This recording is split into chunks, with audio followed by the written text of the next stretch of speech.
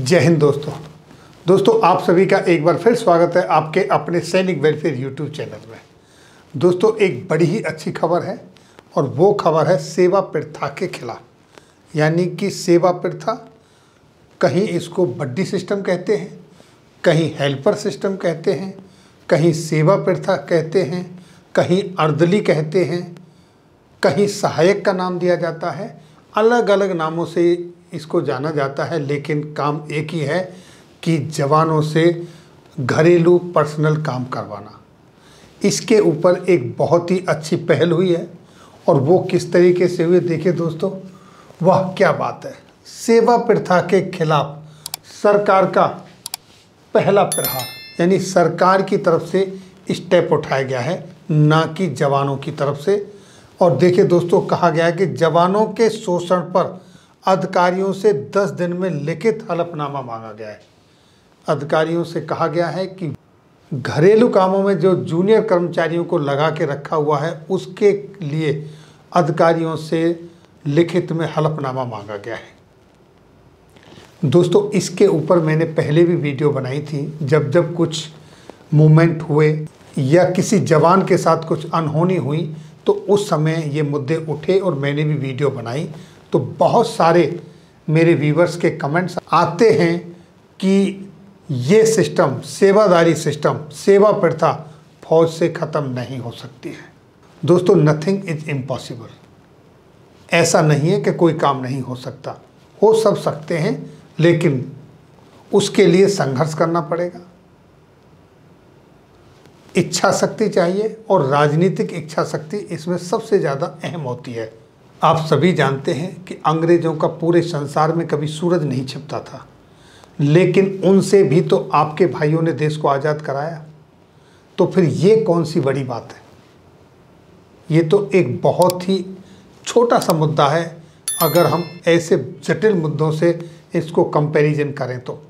कुछ दिन पहले आपने सुना होगा, लोग कहते थे कि जम्मू कश्मीर में अगर धारा 370 को हाथ लगाया तो तिरंगे को उठाने वाले हाथ नहीं मिलेंगे।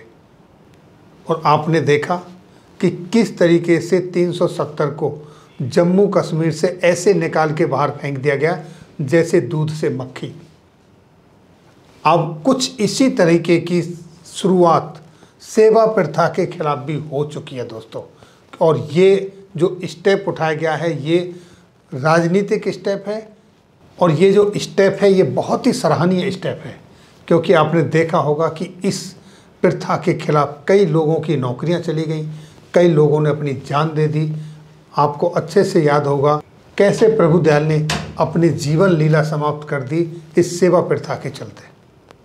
अब ये खबर कहाँ से निकल कर आई है दोस्तों, वो देखिए। अब जवानों से घर के काम नहीं करा सकते अफसर, असम सरकार ने उठाया सख्त कदम।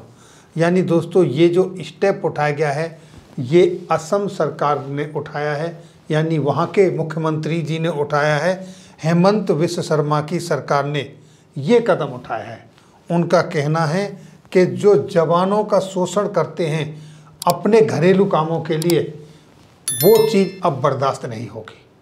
और इन्होंने कहा है कि जितने भी अधिकारी हैं उनको 10 दिन के अंदर अंदर ये हलफनामा देना है कि वो अब घरेलू कामों के लिए निम्न स्तर के कर्मचारियों को, जूनियर कर्मचारियों को नहीं लगाएंगे। और अगर ऐसा हुआ, लगाए पाए जाते हैं, तो उनकी तनख्वाह अफसरों के अकाउंट से कटेगी। और फिर भी जवान काम करता है तो जवान की भी सैलरी बंद की जाएगी।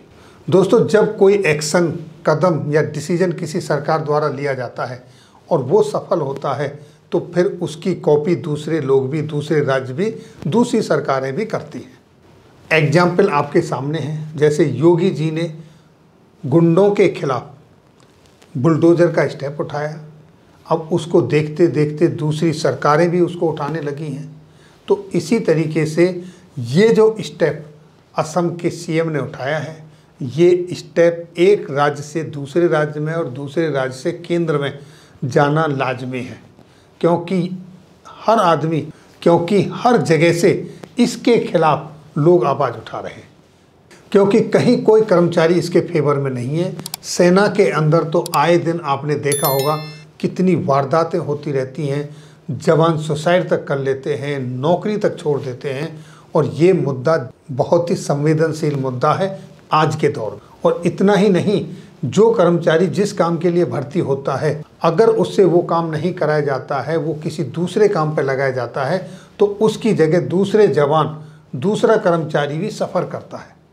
और इस तरह की घटनाओं से डिपार्टमेंट के परफॉर्मेंस पर, उनकी काम करने की एफिशिएंसी पर भी प्रभाव पड़ता है।